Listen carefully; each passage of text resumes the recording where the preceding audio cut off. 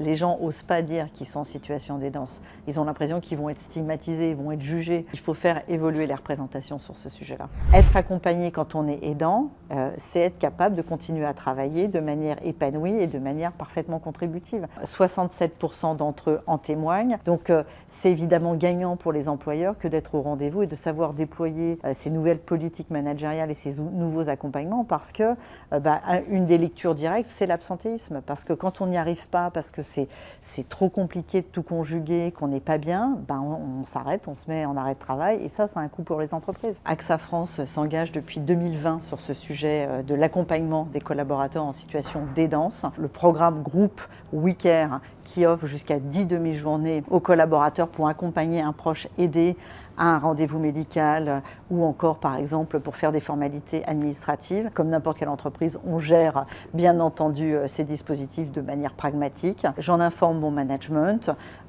soit j'ai un justificatif médical, soit je fais un petit mot d'attestation sur l'honneur et voilà, on peut effectivement s'organiser, se libérer quand on en a besoin. L'idée c'est de se dire que l'employeur veut être là dans les moments qui comptent dans la vie d'un collaborateur, mais il faut y venir de manière concrète parce que ce ne sont pas des déclarations d'intention, il faut partir du besoin réel des aidants. Quand on les écoute, et nous c'est comme ça qu'on a démarré, on a fait des groupes pour comprendre de manière très pragmatique ce qu'étaient les besoins. Le nerf de la guerre, c'est l'organisation. On a besoin de pouvoir s'organiser, donc il faut démarrer par ça, de la flexibilité, du temps, rémunéré de préférence, mais aussi un soutien psychologique parce que c'est pas facile d'être aidant. Ça nécessite de développer de la résilience, de la capacité d'organisation, des prises de responsabilité qu'on n'avait pas nécessairement. Les groupes de parole et la paire aidant, c'est quelque chose dans lequel on croit beaucoup, qui est extrêmement apprécié, plébiscité. Et puis le coaching aussi, parce qu'on peut avoir besoin de soutien psychologique ou d'un accompagnement personnalisé, parce qu'à un moment donné, ça fait aussi partie des dispositifs qui permettent aux gens d'aller de l'avant et d'aller de l'avant